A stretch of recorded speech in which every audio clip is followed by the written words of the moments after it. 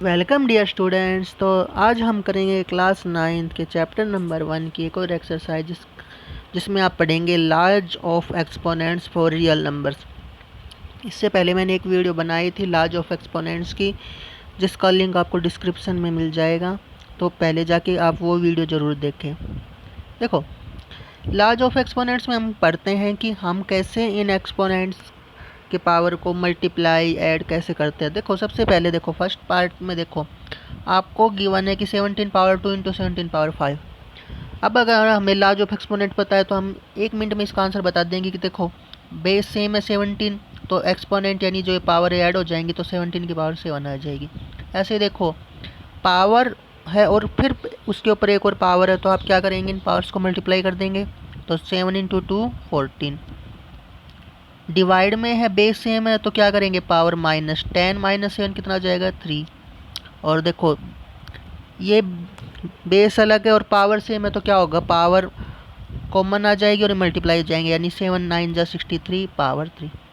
ठीक है, तो अगर आपको लार्ज ऑफ एक्सपोनेंट्स पता है तो आपके लिए क्वेश्चन बिल्कुल ईजी है। तो देखो ये हमारे बेसिक लार्ज ऑफ एक्सपोनेंट्स है। सबसे पहला है if base is same then exponents या कहे पावर ये ऐड हो जाएंगे। ठीक है, जब प्रोडक्ट करेंगे, जब एक्सपोनेंट पे एक और एक्सपोनेंट हो, पावर पे पावर हो, तो पावर मल्टीप्लाई हो जाती है। जब बेस सेम हो और आप डिवाइड कर रहे हो तो पावर सब्ट्रैक्ट होगी, ऊपर वाली पावर में से हमेशा नीचे वाली पावर माइनस होगी। ठीक है, और जब पावर सेम हो बेस अलग अलग हो तो पावर कॉमन आ जाएगी दोनों के ऊपर, और जो नंबर है वो मल्टीप्लाई हो जाएंगे। यही लास्ट डिवाइड में भी होता है कि A M power B M, तो वो आ जाएगा A upon B power M. ठीक है, इसके अलावा कुछ और लार्ज ऑफ एक्सपोनेंट होते हैं, जैसे any number two the power 0, और एक ऐसा नंबर होना चाहिए नॉन जीरो नंबर होना चाहिए, तो हमेशा उसका आंसर आएगा 1। अगर किसी भी नॉन जीरो नंबर की पावर 0 तो उसका आंसर हमेशा 1 आएगा। अगर 0 की पावर 0 पूछे तो आप कह सकते हैं नॉट डिफाइंड। ठीक है, 1 अपॉन ए पावर एन, यानी देखो अगर आपको बेस में पावर मिले, अगर आपको उसको ऊपर ले जाना है तो पावर नेगेटिव हो जाएगी, या नेगेटिव पावर होगी तो आप उसका रेसिप्रोकल लिख देंगे 1 अपॉन ए पावर एन। ठीक है, तो देखो इस टाइप के क्वेश्चंस आपको करने को मिलेंगे। तो हम स्टार्ट करते हैं देखो क्वेश्चन से। जैसे हमारा फर्स्ट क्वेश्चन है, देखो 2 power 2 upon 3 into power 1 upon 3। First question हमारा 2 पावर 2 अपॉन 3 इंटू में 2 पावर 1 अपॉन 3। अब देखो यहाँ पर आप क्या देख पा रहे हो कि दोनों के बेस सेम है, तो इन एक्सपोनेंट्स में क्या होगा, ऐड हो जाएगा, क्योंकि देखो a power m into A power n क्या होता है, a power m plus n, तो आ जाएगा 2 की पावर 2/3 प्लस 1/3। अब देखो दोनों का डिनोमीटर सेम है तो यही आ जाएगा, दोनों के लिए एलसीएम 2 + 1 आ जाएगा, और 2 + 1 क्या होगा 3, तो 2 पावर 3 अपॉन 3 यानी कि 1। 2 power 1 any number two the power 1 वही नंबर आ जाता है सेम। ठीक है, तो इस तरीके से आप इसको सॉल्व कर सकते हो। सेकंड देखो 3 पावर 1 अपॉन 5 और पावर 4। जब एक्सपोनेंट पे एक और एक्सपोनेंट हो तो मल्टीप्लाई होते चले जाएंगे, तो 3 पावर क्या जाएंगे 1/5 इंटू में 4। ठीक है, ये जो एक्सपोनेंट से मल्टीप्लाई हो जाएंगे तो यह आ जाएगा 3 पावर 4 अपॉन 5। ठीक है, next 7 power 1 upon 5, 7 power 1 upon 3। जब बेस सेम हो और डिवाइड कर रहे हो तो आपकी जो एक्सपोनेंट है वो क्या होगी, माइनस होगी। ठीक है, 1/5 माइनस 1/3, तो एलसीएम क्या जाएगा 7 पावर, देखो 5 और 3 का एलसीएम 15, 3 और यहाँ पर आ जाएगा -5, तो आ जाएगा 7 पावर -2/15। अगर माइनस पावर को सोल्व करना है तो आप क्या कर सकते हो, 1/7 पावर 2/15। ठीक है। And last 13 power 1/5 into 17 power 1/5। यहाँ पर पावर सेम है, बेस अलग अलग है तो बेस मल्टीप्लाई हो जाएंगे। 13 इंटू 7 पावर 1/5, इन दोनों की मल्टीप्लाई कर सकते हो। 2 2 1 पावर 1/5। ठीक है। अब हम आ जाते हैं अपनी एक्सरसाइज पे। तो देखो एक्सरसाइज के क्वेश्चंस करते हैं one by one. First question है, उसमें आपको कहा है कि फाइंड दीज। तो देखो जब आपको कहा जाए फाइंड तो आप हमेशा इनको वैल्यू निकालेंगे, आप पावर में नहीं छोड़ सकते इनको। तो जैसे देखो फर्स्ट है हमारा 64 पावर 1/2। ठीक है। अब हमें दिख रहा है कि इसकी पावर 1/2 है, तो हम इस 64 को भी पावर में लिखे। तो देखो 64 के अगर आप फैक्टर बनाए तो 2 की पावर में भी आ सकते हैं। या देखो 64 को हम ये भी लिख सकते हैं, ये 8 का स्क्वायर है तो 8 पावर 2 और पावर 1/2। अब कौन सा लॉ ऑफ एक्सपोनेंट लगेगा, a power m into n, क्या होता है पावर मल्टीप्लाई। ठीक है। तो ये आ जाएगा 8 पावर 2 इंटू 1/2।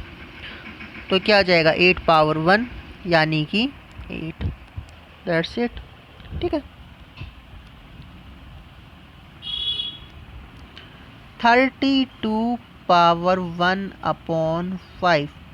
अब देखो 32 के प्राइम फैक्टर बनाए ताकि हमें पता लगे किसकी पावर में आएगा। तो देखो 32 के जब आप फैक्टर बनाएंगे तो ये आएगा 2 16 2 फिर 8 2 4 2 2 1। देखो 2 2 2 2 2 कितने टाइम्स 2 आया, 5 टाइम। तो यहाँ पर ये हो गया आपके पास 2 पावर 5 और उस पर पावर 1/5। तो जैसे पिछले क्वेश्चन में हमने किया था, लॉ ऑफ एक्सपोनेंट क्या लग जाएगा, पावर मल्टीप्लाई हो जाएंगे। 2 पावर 5 इंटू में 1/5, तो यह आ जाएगा 2 पावर 1/3। तो देखो 125 को पावर में लिखें तो देखो 125 के अगर आप फैक्टर बनाओगे तो ये 5 पे जाएगा 25, फिर आप 5 पे करेंगे 5, देन 5 पे 1। तो कितने टाइम्स 5 आया, 3 टाइम्स। तो इसको आप लिख सकते हो 5 पावर 3 और पावर 1/3। पावर पे पावर है तो पावर मल्टीप्लाई, 3 इंटू 1/3, 3 से 3 कैंसिल, 5 पावर 1 दैट्स 5। ओके। अब देखिए हमारे पास क्वेश्चन नंबर 2, उसमें भी आपको फाइंड करने हैं। ये 4 क्वेश्चन है तो देखो इनको भी हम करते हैं। और 3/2 इसको आपको सोल्व करना है। अब देखो 9 को आप लिख सकते हो 3 पावर 2 एंड इट्स पावर 3/2। तो देखो वही rule, a power m into n क्या होता है, पावर मल्टीप्लाई m n। तो 3/2, 2 से 2 cancel, that's 3 power 3 and 3 power 3 is equals to 27। ठीक है। 3 पावर 3/4। तो 16, देखो 16 को आप लिख सकते हो 2 पावर 4 और उस पे पावर हो गई 3/4।